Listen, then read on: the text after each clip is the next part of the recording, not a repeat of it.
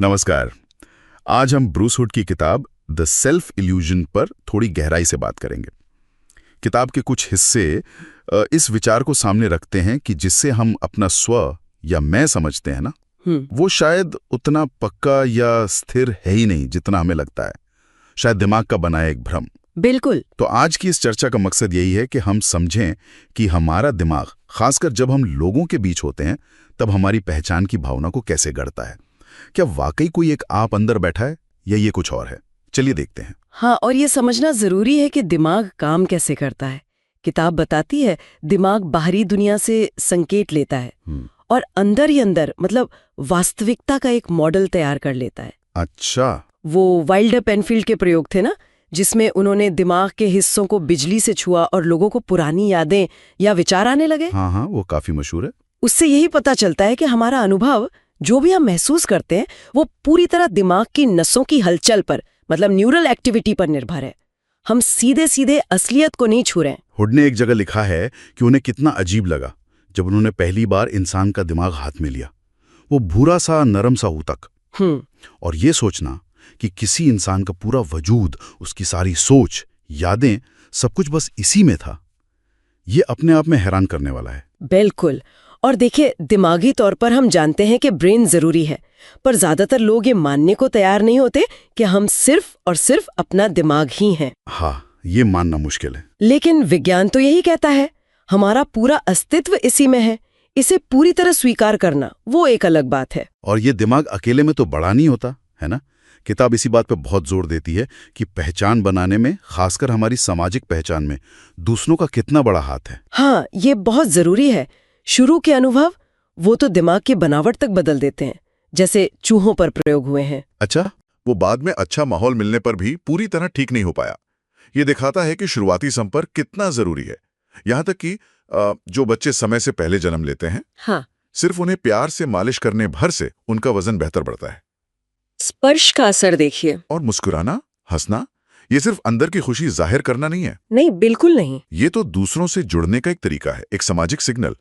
और दिलचस्प बात यह कि जो बच्चे जन्म से देख सुन नहीं सकते, वो भी मुस्कुराना सीखते हैं। हाँ, ये कमाल है। लेकिन अगर उन्हें बदले में कोई प्रतिक्रिया ना मिले, जैसे कोई गुदगुदी करे, पुचकारे, तो धीरे धीरे वो मुस्कुराना कम कर देते हैं या बंद कर देते हैं। सही, मतलब समाज से वो पुष्टि चाहिए होती है उस व्यवहार के लिए। तो अगर हमारा बनना इतना सामाजिक है, तो फिर पहचान का क्या? हम सोचते हैं पहचान यादों से बनती है, पर क्या यादें भरोसेमंद हैं? किताब तो इस पर भी सवाल उठाती है। और यहीं बात और पेचीदा हो जाती है। जैसे फ्रेडरिक बार्टलेट ने दिखाया था, यादें कोई वीडियो रिकॉर्डिंग नहीं है कि प्ले किया और सब वैसे का वैसा दिख गया। हर बार जब हम कुछ याद करते हैं तो दिमाग उसे दोबारा बनाता है, रिकंस्ट्रक्ट करता है, और इस प्रक्रिया में वो बदल सकती है। और एलिजाबेथ लॉफ्टस का काम, वो तो दिखाता है कि झूठी यादें भी डाली जा सकती हैं दिमाग में। बिल्कुल। तो अगर हमारी यादें ही इतनी लचीली हैं, बदली जा सकती हैं, तो उन पर टिकी हमारी पहचान कितनी स्थिर होगी। सही बात है। हुड इसकी तुलना करते हैं कंपोस्ट हीप से, मतलब खाद के ढेर से, जहां पुराने अनुभव गलते सड़ते हैं, मिलते हैं, कुछ नया बनाते हैं। ऐसा नहीं कि सब करीने से फाइलों में रखा है। यादों के अलावा एक और चीज है खुद पर काबू रखना, इच्छा शक्ति। वो वॉल्टर मिशेल का मार्शमेलो टेस्ट याद है ना? हाँ, वो क्लासिक है। जिन बच्चों ने बचपन में खुद को रोक लिया, मिठाई नहीं खाई, वो बड़े होकर ज्यादा सफल हुए। हाँ, और इसे ईगो डिप्लीशन वाले सिद्धांत से जोड़ा गया है। मतलब कि इच्छा शक्ति एक सीमित ऊर्जा स्रोत की तरह है, जो इस्तेमाल करने पर कम हो जाए। अच्छा। हालांकि अब इसमें यह भी सामने आ रहा है कि आपका विश्वास क्या है, ये भी मायने रखता है। जो लोग मानते हैं कि उनकी इच्छा शक्ति सीमित है, वही ज्यादातर ये थकान महसूस करते हैं। ये तो अंदर की बात हुई, लेकिन बाहर का दबाव, समाज का, वो हमारे स्व को कितना बदलता है? स्टैनफोर्ड जेल प्रयोग या मिलग्राम के वो आज्ञा मानने वाले प्रयोग, उनके नतीजे तो डराते हैं। हाँ, वो तो बहुत चौंकाने वाले थे। वो दिखाते हैं कि कैसे साधारण अच्छे लोग भी किसी खास हालात में, किसी भूमिका या अधिकार के दबाव में आकर ऐसा बर्ताव कर सकते हैं जिसकी कल्पना भी नहीं की जा सकती। मतलब हमारा स्व उतना पक्का नहीं है? बिल्कुल नहीं। वो हालात और सामाजिक उम्मीदों के हिसाब से ढल सकता है, बदल सकता है। और हम अनजाने में ही दूसरों की नकल भी करते हैं, मिमिक्री, खासकर उनकी जिन्हें हम पसंद करते हैं। हाँ, ये तो होता है। शायद ये घुलने मिलने का, तालमेल बिठाने का एक तरीका है। और आज का जमाना, ये डिजिटल दुनिया, ऑनलाइन प्रोफाइल, सोशल मीडिया, यहाँ स्व का क्या मतलब है? ये तो और भी उलझ गया है। सही कहा। किताब इस पर भी बात करती है।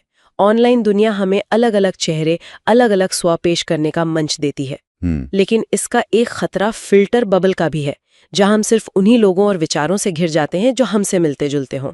हाँ, ये तो है। इससे असली और आभासी दुनिया की सीमा धुंधली हो सकती है और हमारी पहचान का कोई एक खास पहलू जरूरत से ज्यादा मजबूत हो सकता है। तो अगर इन सारी बातों को एक साथ रखें, ब्रूस हुड की किताब से जो मुख्य बात निकल रही है वो ये है कि जिसे हम अपना एक पक्का अंदरूनी स्व मानते हैं, वो शायद हमारे दिमाग की लगातार चलती रहने वाली एक कहानी है, एक रचना, एक भ्रम कह लीजिए। हाँ, एक जरूरी भ्रम शायद, जो हमारी बायोलॉजी, हमारे बचपन के अनुभव, हमारी बदलती हुई यादें और सबसे बढ़कर हमारे सामाजिक रिश्ते और हमारी संस्कृति, इन सबसे गहराई से जुड़ा है और बनता बिगड़ता रहता है। और ये सोच हमें एक बहुत बड़े और शायद थोड़े परेशान करने वाले सवाल पर ले आती है। वही कि अगर हमारा स्व इतना बदलता रहता है, इतना बाहरी चीजों पर निर्भर है, तो फिर व्यक्तिगत जिम्मेदारी कहाँ है? हमारी अपनी मर्जी, जिसे हम फ्री विल कहते हैं, उसका क्या मतलब रह जाता है? खासकर आज जब एल्गोरिदम, सोशल मीडिया फीडबैक, ये सब अनजाने में हमारी सोच, हमारी पसंद नापसंद को बना रहे हैं, तो हम असल में कितना कंट्रोल करते हैं कि हम कौन हैं और क्या बनेंगे? ये सवाल, ये वाकई सोचने लायक।